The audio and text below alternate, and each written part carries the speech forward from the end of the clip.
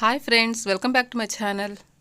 నేను high protein and healthy రెసిపీని మీకోసం తయారు చేసి చూపించబోతున్నాను. ఈరోజు నేనైతే 1 పాట్ మీల్ చేయబోతున్నానండి. ఈ చిన్న గ్లాస్తో రైస్ తీసుకున్నాను. అదే గ్లాస్ తోటి పెసరపప్పు ఫ్రై చేసి పెట్టుకున్నాను దోరగా. స్టవ్ మీద ఒక ప్యాన్ పెట్టేసుకొని ఘీ వేసుకున్నానండి. ఆ క్లిప్ మిస్ అయిపోయింది. ఇక దాంట్లో యాలకులు, దాల్చిన చెక్క, లవంగం వేసుకున్నాను. అవి అలా కొంచెం చిట్పట్లాడిన తర్వాత 2 ఆనియన్స్ కట్ చేసి వేసుకున్నాను. 2 గ్రీన్ చిల్లీస్ వేసుకున్నానండి. ఇవి దోరగా ఫ్రై చేసుకోవాలి. 1 టేబుల్ స్పూన్ అయితే జింజర్ గార్లిక్ పేస్ట్ వేసుకున్నాను. దీని పచ్చివాసన పోయేంత వరకు ఫ్రై చేసుకోవాలి. చికెన్ పీసెస్ని ఇలా చిన్న ముక్కలుగా కట్ చేసి పెట్టేసుకున్నాను. ముందుగానే వాష్ చేసి దాని తర్వాతే కట్ చేసుకున్నానండి. ఇక ఈ చికెన్ పీసెస్ని అయితే దీంట్లో వేసేసుకున్నాను. ఒక 3 to 4 మినిట్స్ వరకు అయితే ఇలా ఫ్రై చేసేసుకోవాలి.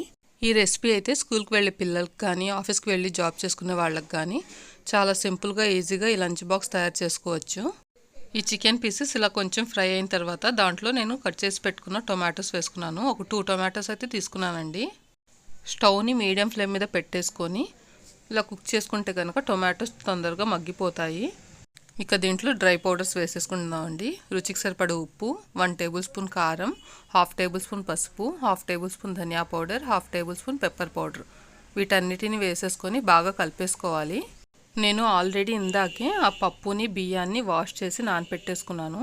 నానపెట్టుకున్న బియ్యాన్ని, పెసరపప్పుని, ఆ రెండింటిని నీళ్ళలో నుంచి వేరుగా తీసేసుకున్నాను. ఇక ఈ స్టేజ్లో దీంట్లో అయితే ఆ పెసరపప్పు, బియ్యాన్ని వేసేసుకోవాలి. పక్క స్టవ్ మీద వాటర్ పెట్టేసుకున్నానండి. 1 గ్లాస్ బియ్యము, 1 గ్లాస్ పెసరపప్పు తీసుకున్నాను కదా, అదే గ్లాస్ తోటి 4 గ్లాసెస్ వాటర్ తీసుకున్నాను. 4 to 5 మినిట్స్ వరకు అయితే మీడియం ఫ్లేమ్ మీద ఇలా ఫ్రై చేసుకుంటూ ఉంచాలి. అంతలోకి వాటర్ అయితే బాయిల్ అయిపోయినాయి. ఇక వాటర్ దాంట్లో వేసేసుకోవాలి. నేను మొత్తానికి కలిపి ఉప్పు ఇందాకే వేసుకున్నానండి. ఒకసారి ఈ స్టేజ్లో అయితే టెస్ట్ చేసుకోండి. ఉప్పు సరిపోకపోతే కొంచెం సాల్ట్ యాడ్ చేసుకోవచ్చు.